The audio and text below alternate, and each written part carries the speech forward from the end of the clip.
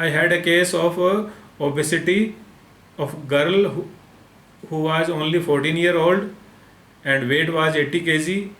Within a month, weight reduced 8 kg.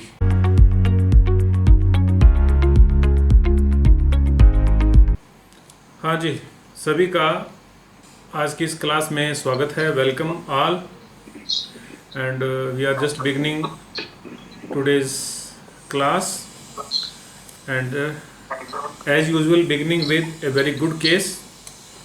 Case जो है वो बड़ा सिंपल भी है और अच्छा भी है. केस बताने का जो मकसद है वो क्लियर है कि how simple is the homeopathic practice is provided we know about the selection of rubric and we know the repertory. तो मेरे पास जो केस है वो है of girl who was only 14 year old and weight was 80 kg and she was quite thin and skinny, बिल्कुल week एमिसिएटेड in childhood, ऐसा parents ने बताया. और व्हेन आई आस्क्ड थी फिर आपने क्या किया, इलाज के लिए क्या किया, तो बोले जी बहुत कुछ किया हमने, दिस दैट ट्रीटमेंट, और यहाँ तक कि इतनी कमज़ोर थी, एनीमिक थी कि ब्लड ट्रांसफ्यूजन भी करना पड़ा. यहीं से मेरे माइंड में ये आया कि यही है अनकॉमन, लेट अस सी कि हम इससे कुछ कर सकते हैं क्या.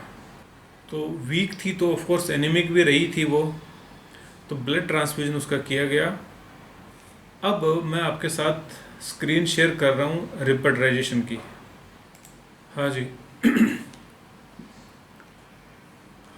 ये है एक रूब्रिक मुझे मिला, ट्रांसफ्यूजन ब्लड एलिमेंट्स फ्रॉम. तो this is Murphy repertory, blood transfusion elements from. There are only two medicine, one is China and second is carcinosin. मैंने कार्सिनोसिन 200 1 डोज पेशेंट को दे दी, followed by placebo of course. और to my surprise within a month weight reduced 8 kg. 14 year old girl, बहुत ज़्यादा diet में कोई बदलाव हमने नहीं किया, और करके भी वो क्या करेगी, इतना छोटा बच्चा कोई बहुत ज़्यादा इंस्ट्रक्शंस को फॉलो करेगा तो पहले ही कर लेता. तो विद इन ए मंथ उसका वेट रिड्यूस हो गया 8 kg, और with in next 3-4 months she lost 20 kg body weight and she became around 60. Patient के पेरेंट्स ने आगे इलाज नहीं लिया, नहीं दिलवाया, इस डर से नहीं दिलवाया कि कहीं बहुत ज़्यादा ही कमज़ोर ना हो जाए. तो विद इन 3-4 months पेशेंट ने एक डोज कार्सिनोसिन जो मैंने इस तरह से सेलेक्ट की थी उससे इतना मैसिव वेट लॉस जो है वो उसका हो गया. अब आप बोलेंगे कि आपने इस एक एग्जाम्पल से क्या क्या सीखा, 1 by 1 बोलो. सबसे पहले डॉक्टर शिमेंद्र बोलेंगे. डॉक्टर शिमेंद्र, आपने क्या सीखा इससे? हमने इंटरेक्टिव सेशन बना के रखना है सो दैट हमारा माइंड खुले. केस दिखाना is not purpose, purpose is teaching how to. Sir इसमें अपन पॉजिटिव फैक्टर क्या है?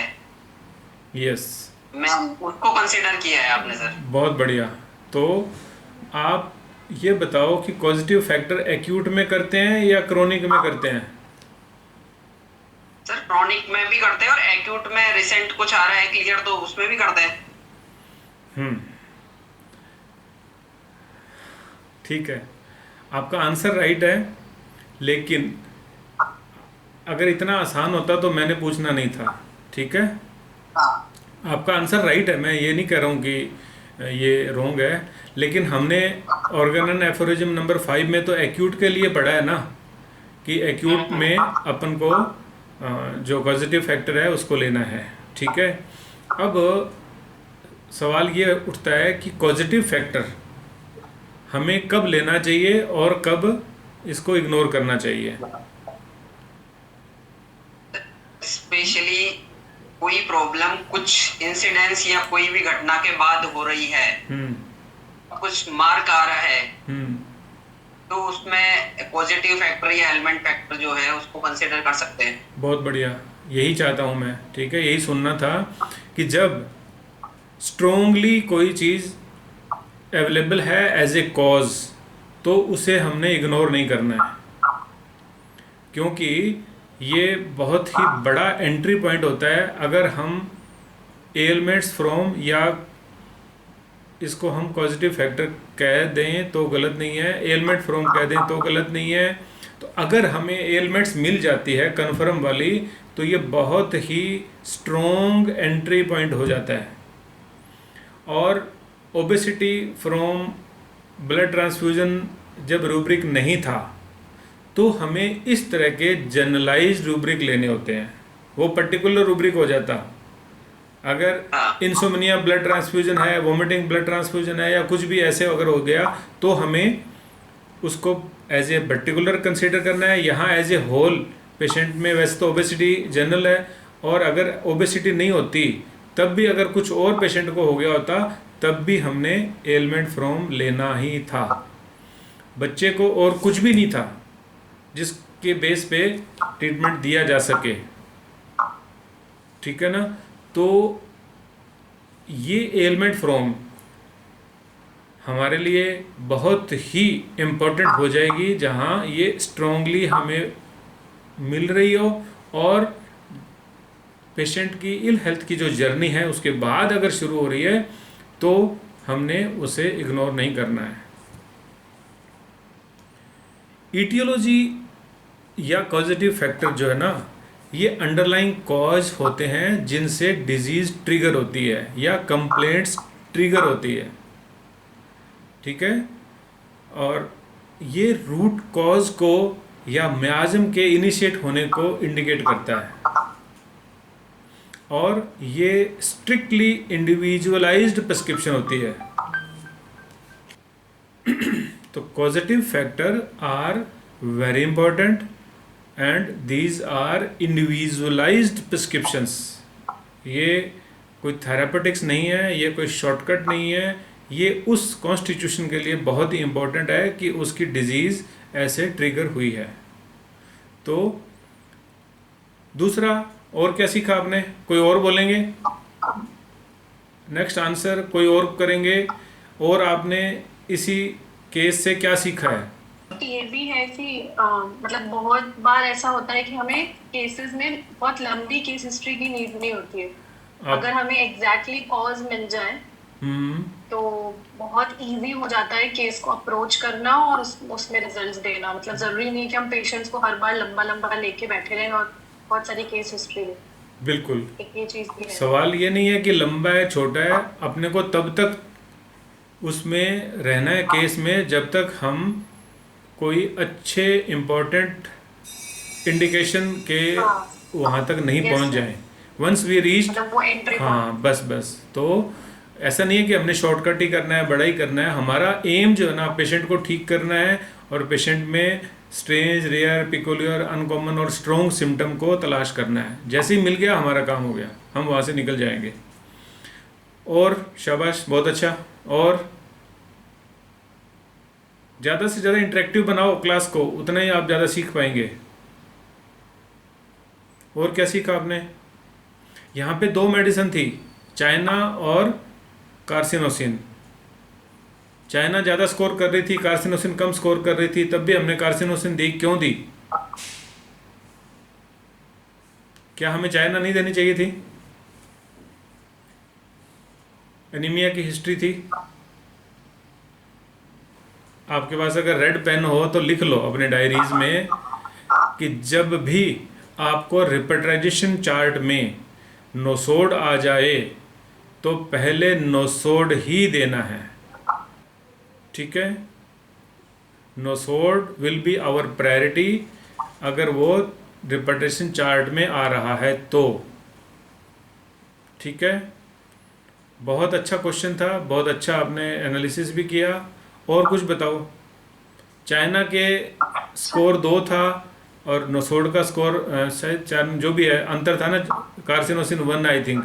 यस सर, 1 था कार्सिनोसिन। हाँ, कुछ लोग लेट आए हैं, मैं उनके लिए बता दूं, वो बिल्कुल कनेक्ट नहीं कर पा रहे होंगे अपने आप को। I had a case of obesity of girl who was only 14 year old and weight was 80 kg and she was quite thinny and skinny, बिल्कुल वीक एमिसिएटेड इन चाइल्डहुड, ऐसा पेरेंट्स ने बताया। और व्हेन आई आस्क्ड थी फिर आपने क्या किया, इलाज के लिए क्या किया, तो बोले जी बहुत कुछ किया हमने, दिस दैट ट्रीटमेंट, और यहाँ तक कि इतनी कमज़ोर थी, एनीमिक थी कि ब्लड ट्रांसफ्यूजन भी करना पड़ा। तो पेशेंट में कुछ और नहीं मिला, एज वेल एज मुझे स्ट्रांगली लगा कि ये सिम्टम बहुत इम्पोर्टेंट एंट्री पॉइंट हो सकता है। तो मैंने रिपर्टरी सर्च डाली अपने सॉफ्टवेयर में, तो मुझे मर्फी रिपर्टरी में ट्रांसफ्यूजन ब्लड एलिमेंट्स फ्रॉम ये रूब्रिक मिला, जिसमें चाइना और कार्सिनोसिन ओनली 2 ही मेडिसिन थी, और एक ही रूब्रिक पे हमने रिपर्टराइज कर लिया पेशेंट को, और हमने उसको कार्सिनोसिन 200 की 1 डोज दी।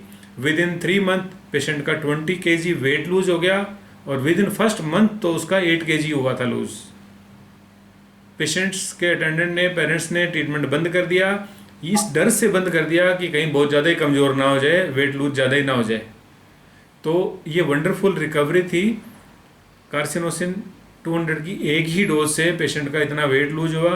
तो जो हमने सीखा वो ये था कि बहुत स्ट्रोंग एलिमेंट अगर हमें मिलती है तो हमें उसको इग्नोर नहीं करना है।